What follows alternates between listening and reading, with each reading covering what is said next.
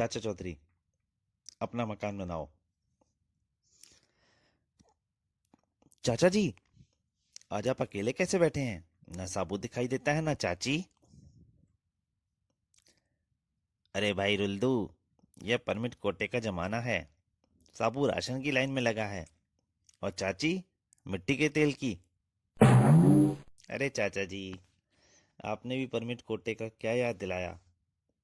मैंने मकान बनाने के लिए ईंटों के परमिट की 6 महीने से दरख्वास्त दे रखी है, बस सुनवाई नहीं हुई। कोई तरकीब बताइए। अगर तुम्हें जल्दी ईंटें चाहिए तो अपने प्लॉट पर जनता को इकट्ठा करो और किसी बेसुरी धुन में राग अपना शुरू कर दो। पर देखो, सिर पर हेलमेट जरूर लगा लेना। वो आदमी चला जाता है। अच्छा चाचा जी, अब मैं चलता हूँ। पर जाते जाते सोचने लग जाता है, राग आपने और ईंटों का क्या ताल्लुक।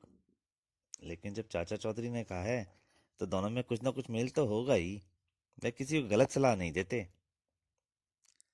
अपने प्लॉट पे पहुंचता है और हेलमेट लेके पहुंचता है। चाचा जी ने कहा था हेलमेट जरूर लगा लेना, सो पहले यही लगा लूं। पास की एक फैक्ट्री में छुट्टी होती है। भाइयों, जरा ठहरो, मैं आपको बढ़िया संगीत सुनाऊंगा, ऐसा जैसा तानसेन ने भी ना गाया हो। वो साथ में पहुंचता है इस भीड़ को लेके। थोड़ी देर, भीड़ क्या कहती, थोड़ी देर ठहर जाते हैं भाई, कोई बहुत बड़ा गायक लगता है। सारी भीड़ इकट्ठी हो जाती है उसके आसपास। सब कोई फिर बैठता है गाना गाने। सा रे गा मा, पहलवान। उल्टा पुल्टा गाता रहता है ऐसी। भीड़ थोड़ी देर देखती है, फिर भीड़ को गुस्सा आना शुरू हो जाता है।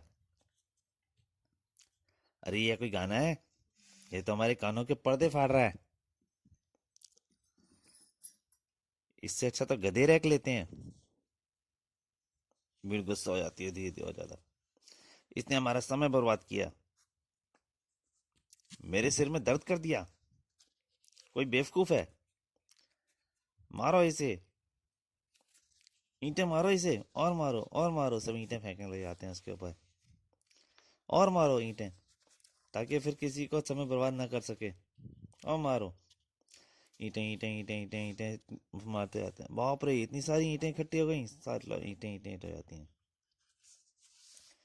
दूसरे दिन वो चाचा दादी के पास पहुंचता है। चाचा जी, आपने तो कमाल कर दिया।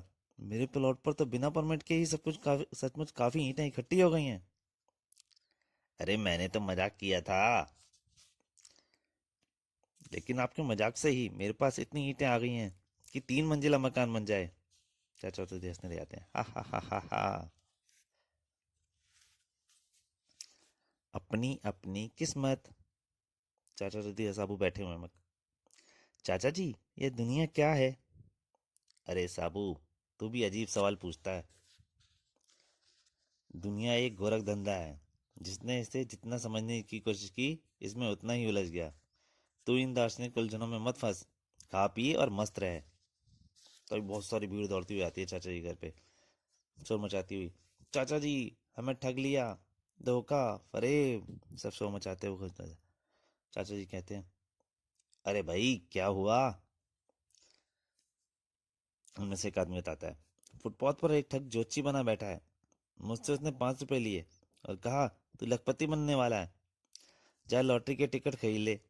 मैंने 500 टिकट खरीद लिए, लेकिन इनाम फिर भी नहीं निकला। दूसरा, मुझसे उसने 5 रुपए लिए और कहा कि मैं मुकदमा जीत जाऊंगा, लेकिन मैं मुकदमा हार गया। तीसरा, मुझसे उसने कहा कि तेरी 4 शादियां होंगी। खुशी खुशी जब यह भविष्यवाणी मैंने अपनी बीवी को सुनाई, तो उसने मुझे तलाक दे दिया और अब कोई मुझसे शादी करने को तैयार नहीं है। चाचा जी पूछते हैं, उस जोशी का नाम क्या है? पाखंडी दास। उसको तो मैं जानता हूँ, उसने कभी ज्योतिष विद्या नहीं पढ़ी। वह मनगढ़ंत बातें बनाकर लोगों को ठगता है। मैं उसे अभी देखता हूँ। चाचा जी पहुंचते हैं उसके पास। आओ आओ, 5 रुपए रखो और अपनी किस्मत का हाल जान लो। चाचा चौधरी कहते हैं यह लो। चाचा चौधरी अपना हाथ दिखाने बैठ जाते हैं उसके पास। तुम्हारे सितारे गर्दिश में हैं, कुछ ही देर में भारी मुसीबत आने वाली है। तभी पीछे की बिल्डिंग पर एक मजदूर काम कर रहा होता है। उसके हाथ से पेटी नीचे गिर जाती है कोने पे। ओह पेटी! और जहाँ वो बैठा होता है चाचा चौधरी को बता रहा होता है जोशी, वो पेटी उसी के पीछे वहीं से उसी बिल्डिंग के पीछे से गिरती है।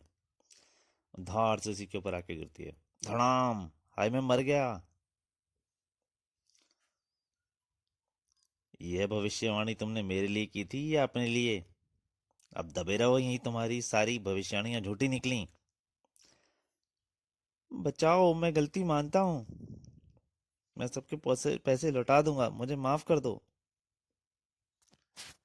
तो दोस्तों, यहीं तक। प्लीज़ लाइक कीजिए, शेयर कीजिए और चैनल को सब्सक्राइब कीजिए। धन्यवाद।